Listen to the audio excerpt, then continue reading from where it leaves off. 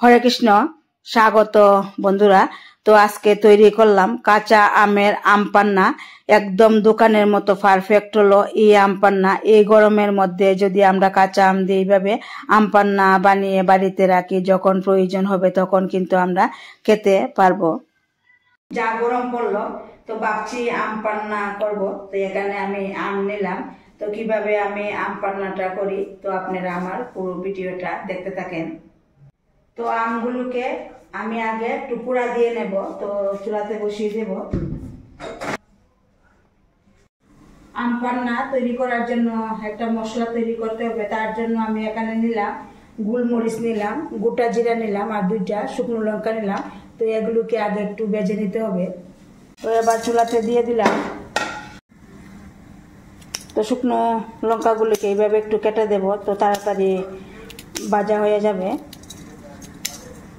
তো শুকনো লঙ্কা, গোটা জিরা আর গোলমরিচ এইভাবে ভেজে নিতে হবে।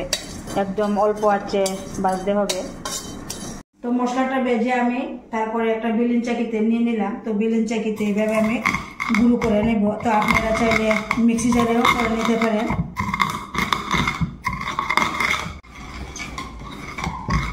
তো এইভাবে কিন্তু গুঁড়ো করে নিতে হবে। আমগুলি পোড়া হয়ে গেল। তো এবার নামিয়ে নেব। দেখুন এইভাবে কিন্তু আমগুলিকে পোড়া দিয়ে নিতে হবে।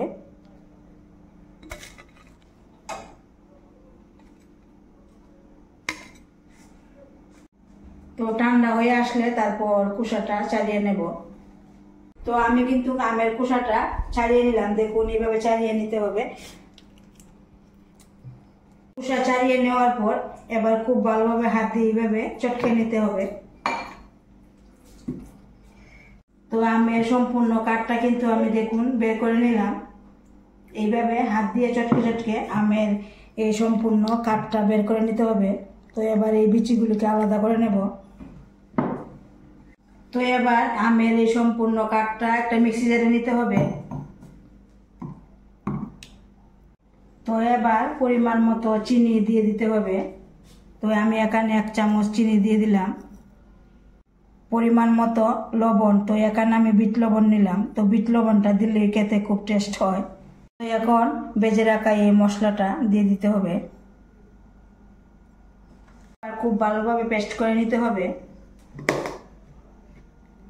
তো পেস্ট করে নিয়ে এলাম দেখুন এইভাবে। তো এবার একটা বাটির মধ্যে নিয়ে নিতে হবে। তো এবার দেখাচ্ছি দেখুন একদম ঘনত্বটা ঠিক এই রকমের হবে। এই যে, তো একদম কিন্তু দোকানের মতোই হলো দেখুন।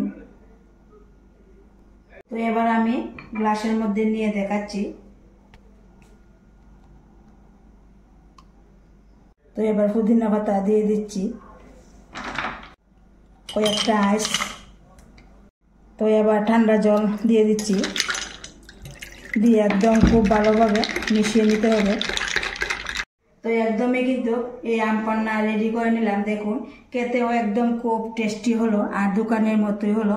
তো এইভাবে যদি আমরা গরমে এইভাবে আম পান্না বানিয়ে রাখি বাড়িতে, তো যখন প্রয়োজন হবে তখন আমরা খেয়ে নিতে পারবো। তো এই যে আমি এই মিশ্রণটা যদি আমরা ফ্রিজের মধ্যে রেখে দিই, তো যখন প্রয়োজন হবে তখন কিন্তু আমরা বানিয়ে খেয়ে নিতে পারবো। তো বন্ধুরা, আমার এই আম পান্না রেসিপিটা যদি ভালো লাগে অবশ্যই একটা লাইক দিবেন, শেয়ার করবেন।